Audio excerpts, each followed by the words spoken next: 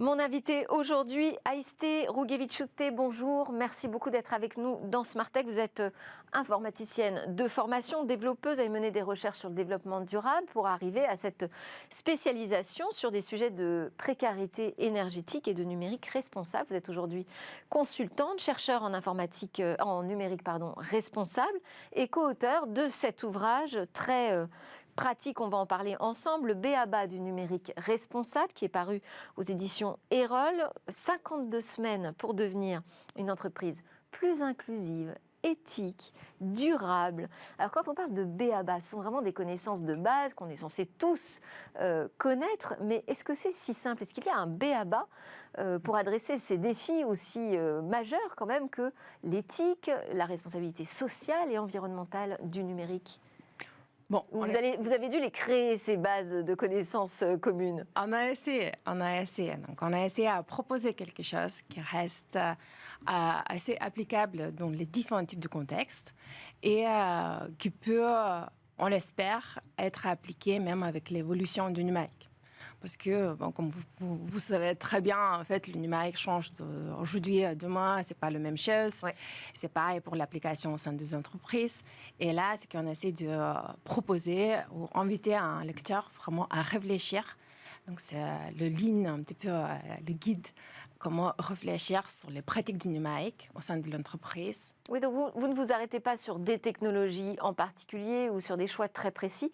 C'est plutôt un guide qui va nous donner une sorte de ligne de conduite finalement pour mener son entreprise vers une politique plus durable. Tout à fait. Donc, il y a certains conseils assez pratiques avec des exemples qui sont pertinents. Aujourd'hui, on essaie de souligner ça aussi dans les livres. Par exemple, sur le stockage, l'hébergement des données. Tout à fait, exactement. Ouais. Donc, il y a certains des exemples qu'on donne dans le livre qui sont très pratiques, mais ça reste pratique pour aujourd'hui.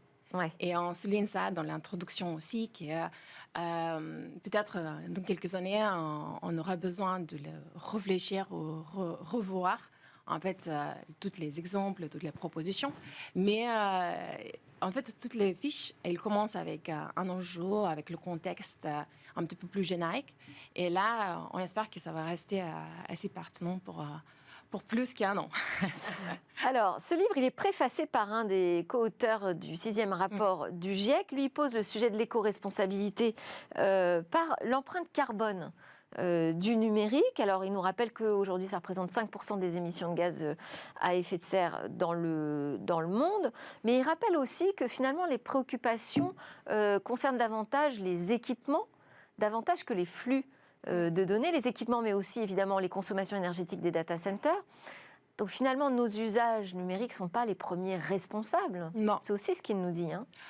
En fait, on arrive au sujet qui est assez complexe. Donc quand on commence à regarder de manière un petit peu plus systémique, en fait, on voit que ce n'est pas si simple pour répondre notamment d'où vient l'empreinte environnementale ou l'empreinte pour le gaz à effet de serre. Parce que, donc, si on regarde ce qu'on appelle les effets directs, donc directement de notre usage, donc on achète les smartphones, on achète les équipements, le laptop, etc. Donc, très clair qu'on a besoin de ressources pour notamment avoir ce type d'équipements, terminaux, etc. Et là, on arrive avec un empreinte environnementale qui est assez lourde. Oui. Et surtout, si on regarde qu'on change, par exemple, le smartphone tous les 2 ans. Après, si on commence à regarder les usages, donc ça, on va un petit peu plus loin sur les effets un petit peu différents, qu'on peut les appeler indirects. Donc, qu'est-ce qui se passe dès qu'on commence à les utiliser avec notamment les technologies qui parfois, très souvent, sont plus performantes que les anciens. Donc, ce qui se passe avec 4G, par exemple. Donc, avec 3G, en fait, on a utilisé un petit peu moins, c'est considérablement moins de données parce qu'en fait, c'était moins performant. Si on compare 3G et 4G simplement, donc avec un donné, donc en fait, 4G, c'est beaucoup plus performant. Donc, c'est beaucoup plus performant. C'est au niveau d'énergie, ça consomme beaucoup moins d'énergie pour transférer le même amount de données. Et ça s'améliore encore avec la 5G. Ça s'améliore.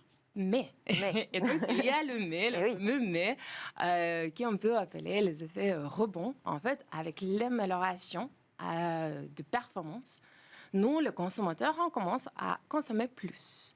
Et donc là, on arrive avec toute la problématique. Donc on dit que oui, les usages, a priori, ça ne consomme pas plus, mais avec tous les effets rebonds, en fait, on a besoin de plus d'infrastructures derrière, notamment pour arriver à l'échelle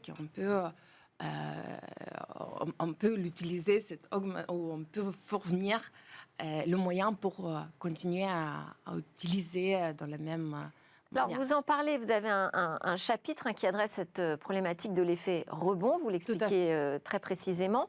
Et donc, vous posez la question du chef d'entreprise qui doit s'interroger de la nécessité d'innover. Oui. En fait, l'innovation, maintenant, c'est un petit peu le buzzword, je dirais. On commence tout le temps à parler de l'innovation, aller plus loin. Par exemple, toutes les réglementations qu'on a, surtout sur l'IA, maintenant, c'est mis un petit peu en cause. On dit, est-ce qu'on peut aller innover, continuer à innover si on a des réglementations, si on a des contraintes, etc. Moi, personnellement, j'aime bien, c'est une métaphore proposée par le ex-employé de Google qui travaille notamment sur l'IA éthique. Elle a dit, pour conduire la voiture, c'est très bien qu'il y en a des freins. Et notamment, on peut aller plus vite et plus rapidement parce qu'on a des freins, on a un terme de sécurité. Donc, c'est même chose avec l'innovation. En fait, si on veut aller et continuer à innover dans la manière qui sont utiles pour tout le monde, qu'on peut aller plus loin sur les visions qu'on partage. On espère qu'on partage. C'est Mais de le voir. ça veut dire, quand vous parlez de frein, c'est intéressant parce que est-ce que ça veut dire que on doit avoir un cadre en fait, des contraintes dans lesquelles on va grandir et évoluer, ou est-ce qu'on doit vraiment freiner sur l'innovation? Ah ben non, c'est bien sûr que c'est pas freiner de l'innovation, parce qu'en fait, encore une fois, l'innovation. Parce que vous dites aussi, vous écrivez là dans le livre, je dis vous, mais vous êtes trois à avoir rédigé ce guide, vous écrivez « Le numérique contribue plus à exacerber les crises climatiques et sociales qu'à les résoudre ». Pourquoi? En fait, ça vient de. Donc, moi, je suis chercheur, j'ai fait mon thèse actuellement. Et ça, c'est le constat partagé par les académiques. En fait, le constat que le numérique apporte beaucoup d'efficacité, beaucoup d'amélioration pour les différents types d'industries. Oui. Pourtant, aujourd'hui, malheureusement, ce qu'on constate, si on prend en compte tous les effets pour l'environnement et pour la société, donc on prend en compte ça aussi. Donc, il y a toutes les questions de polarisation, par exemple, protection de données, etc., les cybersécurité. Donc là, on arrive que malheureusement, à ce stade, on ne peut pas constater qu'il y a plus de bénéfices apportés qu'il y en a attendu. Donc l'impact est plus négatif que positif aujourd'hui sur l'environnement et sur la société. Tout à fait. C'est le constat qui est un petit peu partagé par... bien sûr, le sujet est assez complexe, mais il y a un rapport qui est sorti l'année dernière, c'est en anglais, il n'y a pas la version en français, Digital Reset. Et là, notamment, c'est les chercheurs de différents pays, d'ailleurs, ils ont travaillé ensemble et c'est quelque chose à proposer aussi et présenter pour l'Union européenne pour dire qu'en fait, on parle de transformation digitale, c'est trop bien, mais en fait, on a besoin de mettre certains cadres pour s'assurer que le numérique apporte tous les bénéfices attendus. Oui, parce que là, on voit l'explosion du sujet de l'intelligence artificielle, mais qui va permettre aussi d'affiner énormément les politiques, justement, environnementales. Ce sont aussi des outils de pilotage précieux pour les collectivités territoriales.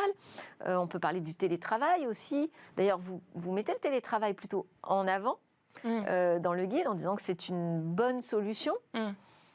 Donc, comment est-ce qu'on arrive finalement à la fois à proposer ces solutions technologiques qui sont source d'économie d'énergie, de modes de pilotage plus intelligents, de l'impact de l'homme sur la planète, et en même temps à pas créer cette pollution supplémentaire? Parce que là, dans le guide, en fait, tout commence par prise de conscience. Tout à fait.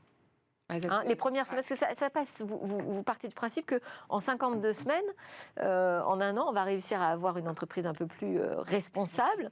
Et donc, chaque semaine, on doit digérer une fiche. Et les premières fiches sont assez simples, c'est juste une prise de conscience.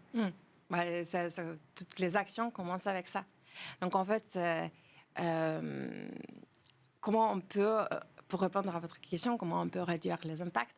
En fait, les technologies, c'est déjà dans les années 70 que c'était marqué que les technologies ni bonnes ni mauvaises. C'est Ouais. pas neutre non plus. Mhm. Donc, en fait, toutes les technologies, la manière comment elle est conçue, déployée, etc., ça prend de ressources. Donc, on commence, on ne peut pas... Le cloud, ce n'est pas exactement le nuage qui est invisible. Donc, il y a toute l'infrastructure derrière.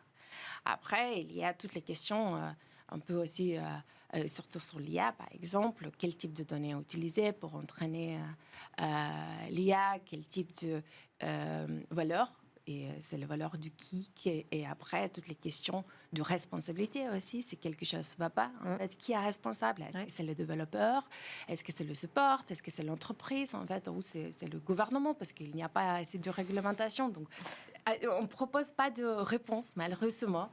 Alors, on a quand même des réponses, parce que aujourd'hui, les entreprises doivent respecter la RSE. Ouais. On peut parler aussi du RGPD sur la protection des données personnelles.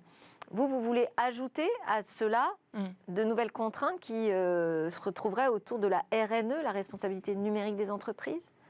C'est pas le contrainte, moi je dirais. Donc, Ouais. c'est plutôt la manière à réfléchir ou une invitation à réfléchir sur les responsabilités des entreprises.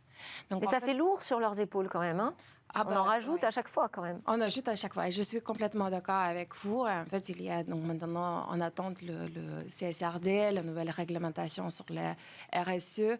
Et c'est pourquoi... Et cette RSE ne suffit pas, RSE, RGPD, ça ne suffit pas aujourd'hui à régler la question de la responsabilité numérique?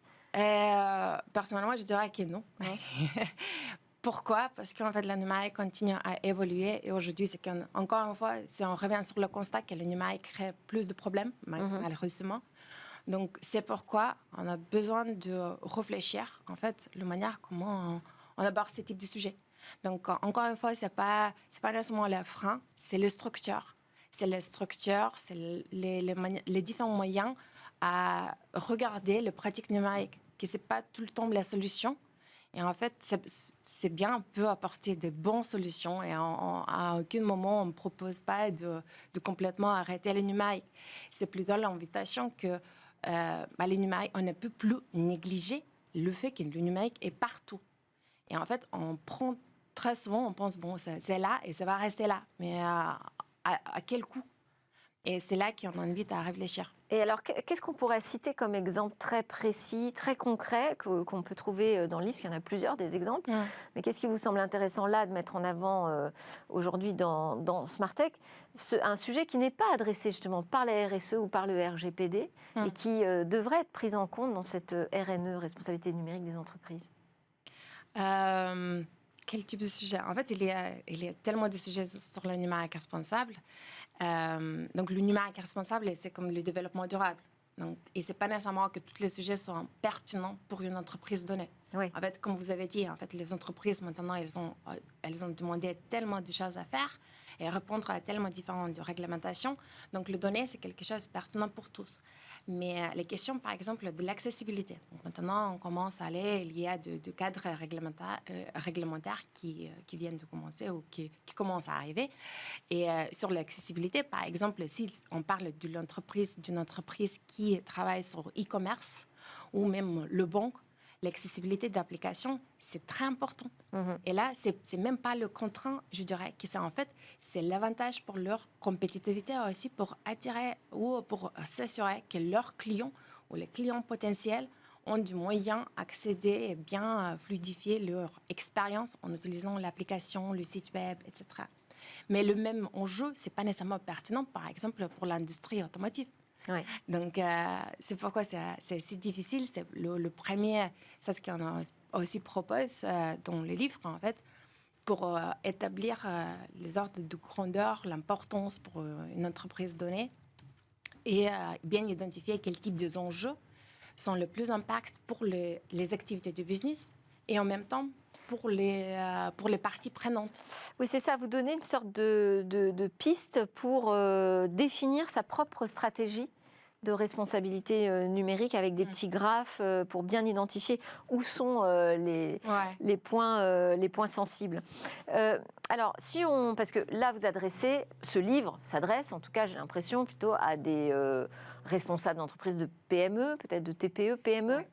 Oui, c'est plutôt pour les moyens taille des entreprises. Une façon de dire qu'aussi tout le monde a sa part de responsabilité. Oui, et c'est notamment, en fait, on a réfléchi que des grandes entreprises, normalement, ce n'est pas tout le temps le cas, mais normalement, elles sont plus équipées avec des ressources. Elles peuvent dédier certaines personnes pour réfléchir notamment sur le sujet du numérique responsable, ce qui est pertinent pour eux, par où commencer, mesurer, etc. Pourtant, pour les entreprises de moyenne taille, c'est plus difficile, plus contraignant parfois. Et donc, ces livres, ce n'est pas que destiné à eux. Ça peut être bien utilisé par les grandes entreprises aussi pour s'inspirer, pour aller plus loin. Mais là, on essaie d'être assez pratique, en fait, de dire c'est le sujet complexe, mais nous, vous proposons 52 étapes ou fiches. En fait, ce n'est pas nécessairement que 52 fiches sont pertinentes pour vous, mais pour comprendre, pour comment aller, pour avoir certaines pistes de solutions. Mais ce qu'on comprend quand même, c'est que la lecture ne va pas suffire. Il va falloir peut-être agir, mais avoir quelqu'un en charge, peut-être au sein de l'entreprise, de ce sujet. C'est toujours les questions. On a besoin. Vous l'abordez, la question de la gouvernance, d'ailleurs. Tout à fait. Ouais. Donc, on propose comment on peut structurer ça. Et dans les entreprises de moyenne taille, ça peut être partagé. Ce n'est pas nécessairement une personne qui doit être complètement 100% responsable de ce type de démarche.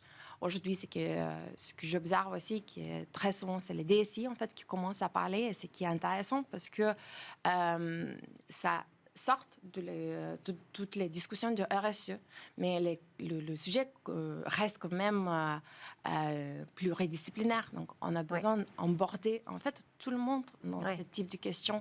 Et même rédiger une charte éthique. On va pas tout raconter du livre, de toute façon, on n'aura pas le temps. Mais je voulais quand même vous interroger aussi sur, au niveau national, ce qu'il est en train de se passer. On a eu la 2e réunion du Haut Comité du numérique responsable, c'était hier. Donc, visiblement, ça y est, la France a fait le constat. Le numérique, c'est 2,5% de l'empreinte carbone annuelle de la France. 10% de sa consommation électrique annuelle, et on nous dit que si on ne fait rien, d'ici 2030, les émissions de gaz à effet de serre pourraient augmenter de plus de 45%. Donc on voit qu'il y a une prise de conscience au niveau national. Un premier dessin de feuille de route gouvernementale avec l'intégration de la stratégie, l'intégration du numérique dans la stratégie nationale bas carbone. Il va y avoir aussi un appel à projet Éconum avec un premier financement de 50 millions d'euros.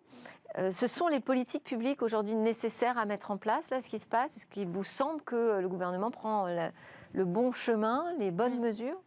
En fait, le gouvernement, c'est le premier exemple à montrer pour les entreprises, si on veut aller plus loin. En fait, malheureusement, les entreprises, pas toutes, mais très souvent, le seul KPI, l'indicateur clé, c'est le profit. C'est le profit, la responsabilité vers les actionnaires. Donc, il y a toutes les questions de responsabilité vers qui? Est-ce qu'il y a les responsabilités vers la société? Aujourd'hui, on a la prise de conscience. On a plus en plus d'exemples des entreprises qui se lancent dans ce type de démarche. Mais pour rester réaliste, en fait, on a besoin de réglementation pour vraiment aller pousser certains cadres pour encourager les entreprises à mener les actions pour s'assurer qu'en fait, leur action porte du bénéfice pour toutes les sociétés. Et là-dessus, vous pensez qu'on ne va pas assez loin, c'est ça? Pour l'instant, on est un peu timide? C'est ma conviction personnelle, mais moi je dirais oui. Mais après, il y a aussi la question, en fait, assez loin où? C'est quoi l'objectif? Est-ce qu'il y en a aujourd'hui? On n'a pas encore défini les visions, en fait, où on veut aller avec le numérique. Donc, si on regarde toutes les stratégies du développement durable... Disons que ce sont des sujets fragmentés. Tout à Parce fait. que là, on parle par exemple des émissions de gaz à effet de serre. C'est qu'une toute petite partie du problème de l'impact environnemental du numérique. Mais on adresse aussi la question de la souveraineté au niveau du ministère à Bercy, la protection des données au niveau des CNIL européennes. Donc, ce sujet est très fragmenté. C'est ça pour vous aujourd'hui le problème ? Est-ce que c'est le problème que se sont fragmentés? Bon, il y a différents types de actions, des initiatives, comment ça marche. C'est plutôt qu'en fait, la question est-ce qu'ils sont liés? Donc, ils sont fragmentés, mais est-ce qu'on peut voir une ligne, une file rouge entre eux? Et surtout sur la question du développement durable aussi. Donc, si on regarde un petit peu, si on prend un petit peu le recul pour l'Union européenne, par exemple, donc très souvent, le numérique est proposé en tant que solution pour les actions du développement durable. En fait, oui, il y a des solutions, mais on ignore très souvent, en fait, qu'est-ce qui arrive avec ça, donc toutes les questions derrière. Et après, il y a toutes les politiques sur les transitions numériques ou politiques numériques. Et là, on ne parle pas du développement durable. Donc, vous voyez, il y a ça, c'est un petit peu, il y a une côté, il y a d'autres côtés, mais on ne se parle pas tout le temps. Donc, il y a des gens qui commencent à discuter. Et en France, je pense, si on compare avec d'autres pays, les discussions, ça avance assez. De mon point de vue, c'est bien, parce qu'on discute, on commence, le gouvernement s'est assez engagé, même si pour l'instant c'est plutôt côté environnemental, comme vous avez dit, mais dans le contexte actuel où tout le monde parle que de décarbonation, c'est un petit peu difficile d'aller de l'autre côté, mais il y a aussi les questions sur la cyber-résilience, il y a toutes les questions sur l'accessibilité, comme je vous ai dit, donc il y a certains électronismes, par exemple, il y a de nouveaux chiffres de l'ANSSI qui viennent de sortir, et on commence à regarder plus des enjeux du numérique. Au niveau global, en tout cas, c'est ce que propose ce livre. La lecture de ce livre nous permet vraiment de l'envisager plus globalement. Et alors, relever le défi en 52 semaines, je ne sais pas, mais c'est l'idée. 52 semaines pour devenir une entreprise plus inclusive, éthique et durable. C'est le b.a.-ba du numérique responsable. Merci beaucoup, Esther Rouguet-Viché. Vous restez avec nous pour la suite de l'émission. Je rappelle que vous êtes chercheur en numérique responsable, co-auteur de cet ouvrage. Vous restez avec nous. On va parler de la nouvelle politique de Google en matière de traçage en ligne.